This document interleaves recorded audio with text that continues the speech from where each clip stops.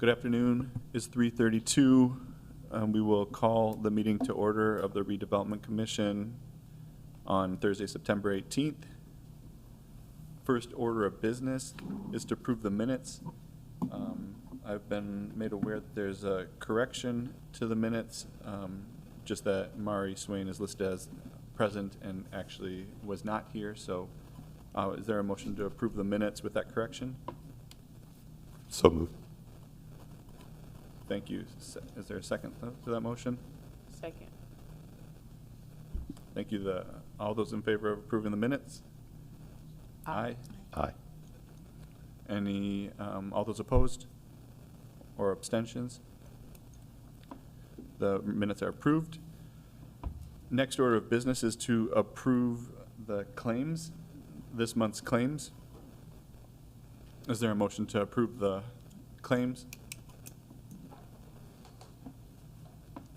I make a motion to approve the claims. Thank you. Second. Thank you. All those in favor of approving the claims, please say aye. Aye. All those opposed, say nay. And any abstentions? So claims are approved. We are now moving on to unfinished business, which I see none, unless anybody has any. Therefore, we'll go on to new business. Terry Lee.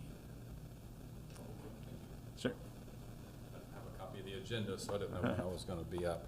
I'm Terry Lee with BCA Environmental Consultants. Work most closely in the city with Greg Goodnight and Jim Perrone. We work with you guys on the EPA Brownfield Assessment Grant.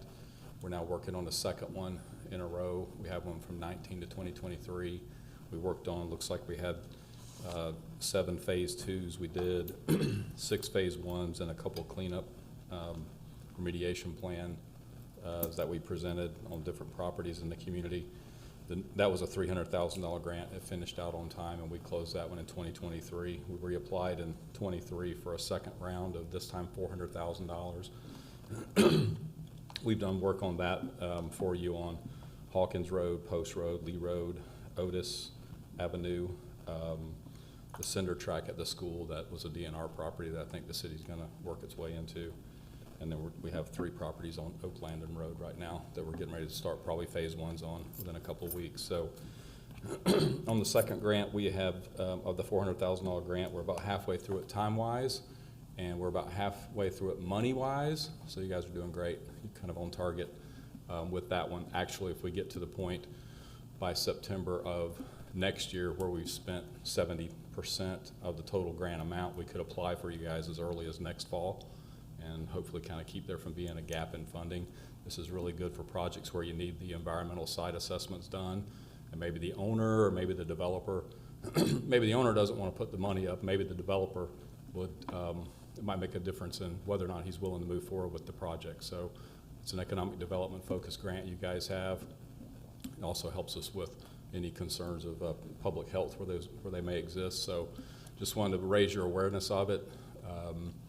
That the grant does pay for the environmental site assessment for your brownfield sites, so your old car washes and old auto garages and old manufacturing sites or dry cleaners or really any previously developed site that's underutilized in your community. You have these grant dollars available for you or to you. They are they're upfront dollars. It's not a reimbursement grant. It's already funded. There's no application process for you guys, so all we need is just the site information and the owner's permission for access, and we can provide the services for you. So I'd be glad to answer any questions. Are there any questions for Terry?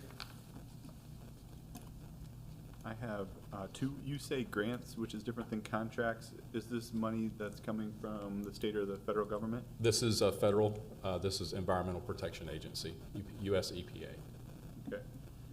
And these are proactive, or are these responsive to initiatives that are trying to get done?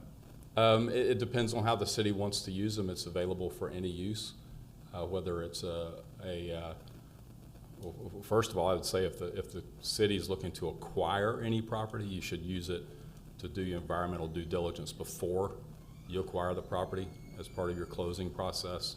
And if it's just a private deal that you want to incentivize the deal to move forward, then it can be used that way also. Okay. So it can be used on the public side or the private side. And currently, say the properties on Oak Landon, those are proactive? Yes, Okay. yes. Yep. I'll add to that. In my role as a real estate attorney, I always recommend to a commercial buyer, industrial buyer, that they do a phase one. It provides them protection if there's ever a discovery of environmental contamination on a property, so it's a proactive measure, and the city has utilized these in properties both that are the city's acquiring or planning to utilize, like the track, or as a tool in the economic development activities. So they've used them both on city-owned properties, and then made it known to potential targets for economic development. Thanks. One more question. Sure. You mentioned 70% we would be eligible to apply for additional funds. Are you suggesting that there are currently still, what'd you say, not DNR? What kind of, there will currently federal funds in this program? Yes, you had an award of $400,000 in 2023. So in the last 2 years, we've spent basically half of that. So we have $200,000 that's basically sitting. Typically, those are set to run out in 2027. But if by September of 2026, we've spent down 70% of the $400,000, which we're on track for that, you don't have to wait until 2027 to reapply. Okay. And as far as you know, those funds are still available from the federal government? They are in your bank account right now. No, I'm talking about like. Yes, Additional yes, future, yes. Future. Yes, well, as far as we know, we're waiting for the guidelines for the fiscal year 2026 to drop anytime because of possible government shutdown. Those may be delayed up to a month, but we're expecting them, if it's business as usual, to drop anytime. Okay. I do have one question. So when you do your assessment, is there a report that's generated, and where does that report go?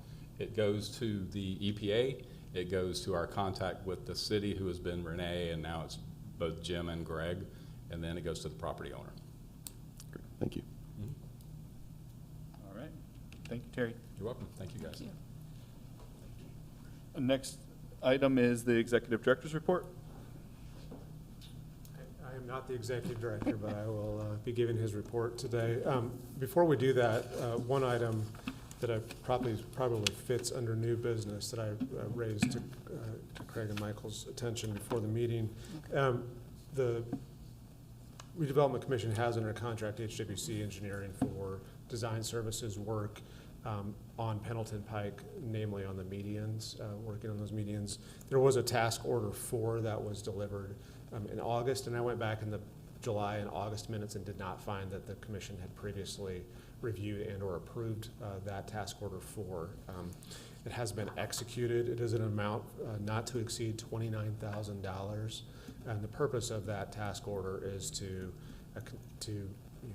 revamp the design for the medians based on NDOT's feedback, and then it contemplates as well that there would be permitting with NDOT and then the management of the public bidding process for the work that would be done. So that's what's contemplated under the task. HWC is working on this now. We were working with them this morning actually on getting them specs for the bid documents. So they are continuing to work forward. The plan is to do one design for the first median, and then to potentially replicate that for up to 3 additional medians between the interstate and Post Road for landscaping, with the balance being seeded.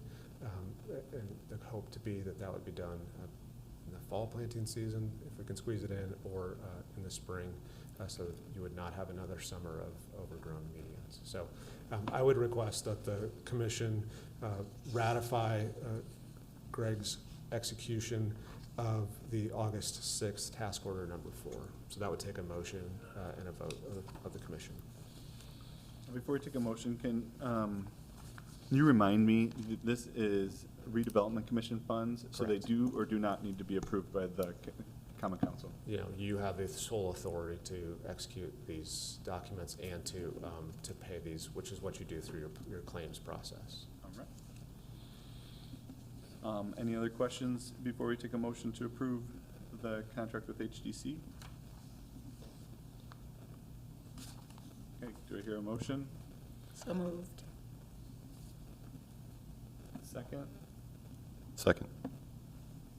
Perfect. All those in favor of approving HDC's contract, please say aye. Aye. Aye. Aye. And all those opposed and abstentions, so that is approved, ratified. Thank you very much. All right, I'll move on to Greg's report, which he did email me. He apologized for not being here. He had a family situation come up today and could not be here. So obviously, you just heard from Bruce Carter Associates. They are working on phase 1 and I believe phase 2 on the cinder track here on the fort. The goal being that the city will take over programming and potentially making improvements to that space. So before we enter into that agreement with the state, wanted to make sure that all appropriate due diligence had been done, which includes those phase 1s, phase 2s. Pendleton Pike Islands, I just gave you the brief update there, which is they're moving forward with design and preparing bid packages. There was a rezoning considered last night by the Common Council, which was approved for 6450 Oak Landing Road, which actually will dovetail into what I would like to bring up under other business to come for the commission at the end. But that is adjacent to the church there on the right south of the railroad tracks and to the west, on the west side of Oak Landing Road. It's a former stained glass company that's been in the works for a while, but that rezoning allows it to move from special use, which is a church district, to a commercial use. So that was approved last night. Greg mentioned the possible creating or expanding a TIF district. I'll discuss that kind of in my comments. And then he did mention that he's continuing to meet with developers of single-family and multifamily housing. The city did author a support letter for potential senior living facility here on the fort. Those are competitive state projects, would be awarded later in the fall, but the city did issue a letter of support in that. So that's the executive director's report that I was provided. Any questions about the executive director's report? All right, I think we're ready for your comments. All right, with that, one of the things I distributed before the meeting, and I apologize that it was only a few hours before the meeting, but was a draft economic development plan. And the goal of that plan would be to set the groundwork for a new potential singular or multiple TIF districts in the city. We have talked previously about the need to provide potentially provide economic development opportunities along kind of the eastern edge of Pendleton Pike, starting around Sunnyside intersection and moving out towards Oak Landing. So that takes a couple of steps. The first is to create an economic development area. To create an economic development area, you need to have a map that shows the area that's included in that. I circulated to Craig and to Greg earlier in the week just a draft map. I've provided that to all of you in hard copy. The goal being to encompass as much of the existing or potential commercial areas along Pendleton Pike and not encompass a large amount of residential only or planned residential areas. So that was the sole goal as I looked at the map, drew it. I'm happy to take feedback, thoughts, and you don't need to give those to me today, but I think that the goal there is essentially everything south of the track on Oak Landing Road, kind of both sides, includes kind of out towards the post office. There's an undeveloped parcel across the street from the post office on the south side of Pendleton Pike that has been discussed multiple times for economic development opportunities. There at the entrance to Veterans Park, there's a development opportunity that has occurred. And then it goes all the way down to the Sunnyside intersection. It includes some of those undeveloped commercial properties there at the northeast corner of Sunnyside and 56th Street. Just trying to capture areas that development is likely, and then also areas where reinvestment might be important. So provided you a map, I provided you text. I'm a lawyer, I'm not a creative writer, but tried to go through in that plan and just lay out kind of what I envision the goals that we've talked about as a commission might be and how to capture them.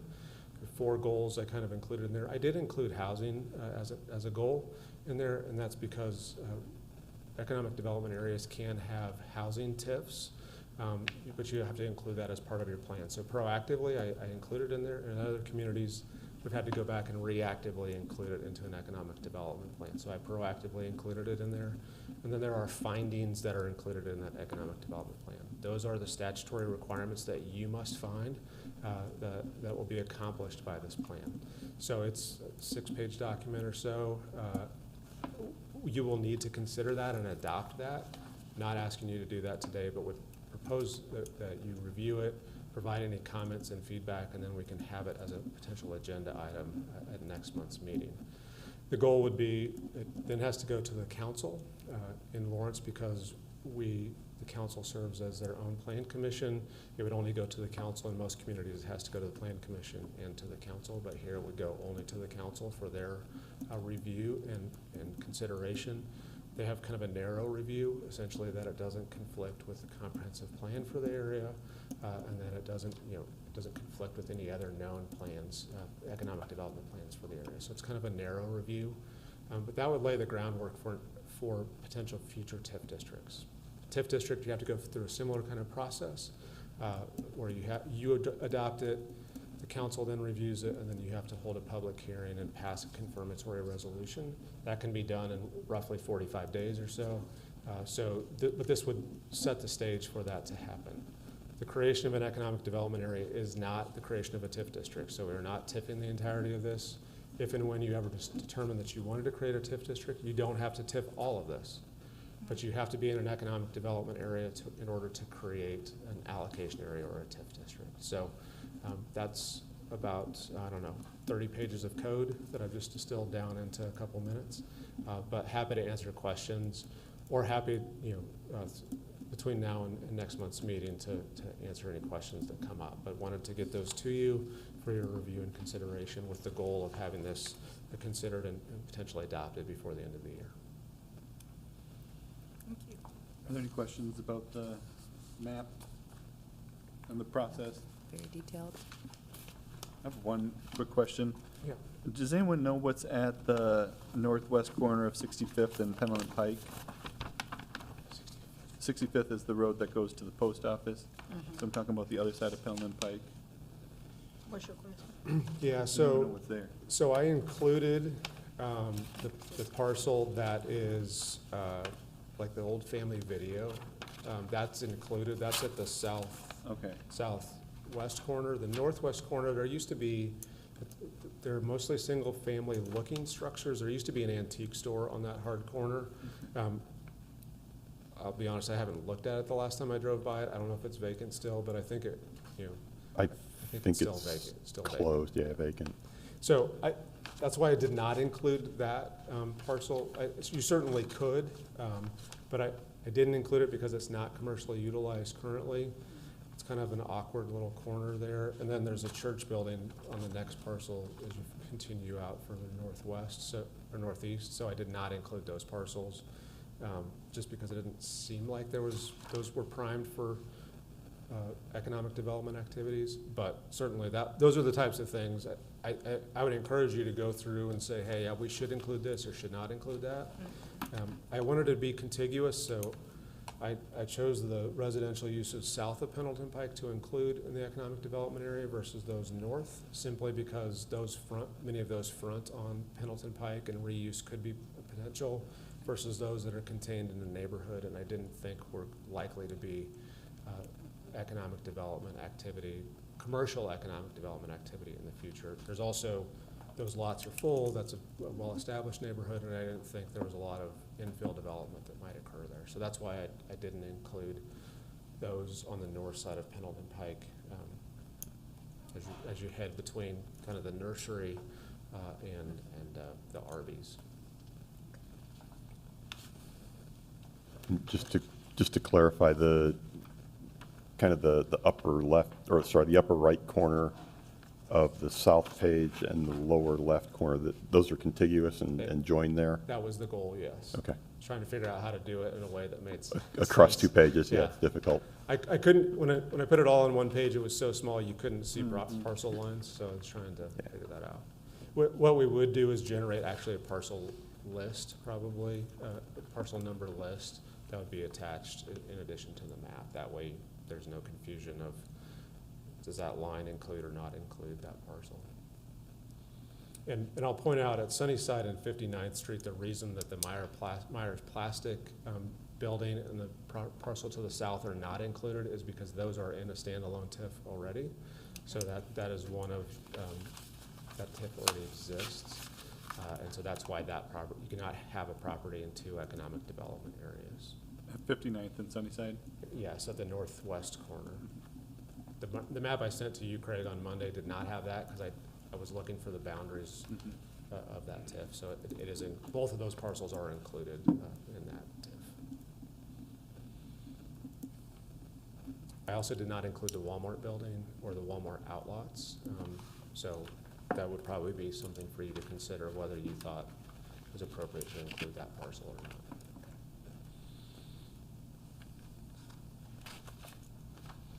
The current Pendleton Pike TIF ends at approximately Thunderbird, so there is a little bit of a gap between the current Pendleton Pike TIF and this proposed economic development area. In light of that last comment about the Walmart and the adjacent businesses there, it's not because they're already included in another TIF. Correct. What criteria do you suggest we consider when including or not including adjacent properties? So my thought there was that Walmart probably in the last 5 years or so has undergone a pretty significant reinvestment. So I was looking for areas that I thought were prime for additional investment needs or opportunities. And therefore I didn't think that that parcel made a lot of sense to include because it's at a pretty high assessed value currently. So if you were to TIF it, the reality is you might see a decrease from your base value. I also didn't think it was going to need in the immediate future any sort of investment that the Redevelopment Commission or the city might participate in. So that was the rationale for not including it.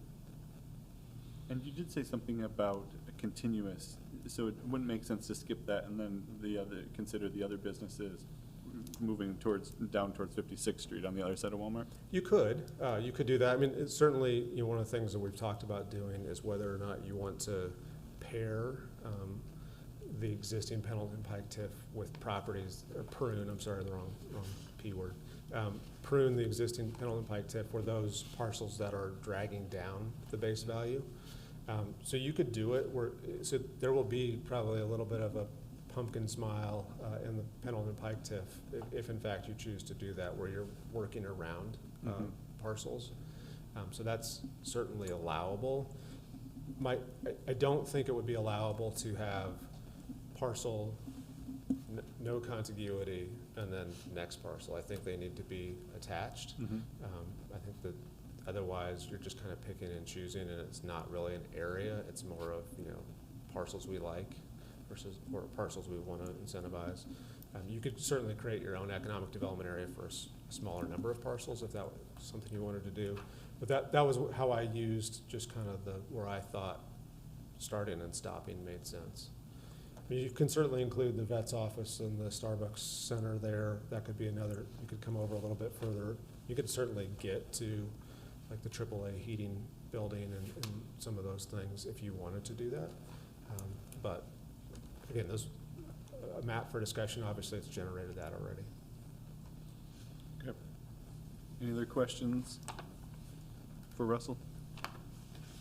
Oh, If you have feedback on the plan after you've had a chance to read it, please send it my way and I will incorporate it. But I appreciate it. And then we will plan to vote on this on our next meeting, October 16th. Yep. All right, any other business to come before the commission? Then I think we are ready for a motion to adjourn. I make the motion to adjourn this meeting at 3:57 PM. Second. Second. All right, this meeting is adjourned. Thank you.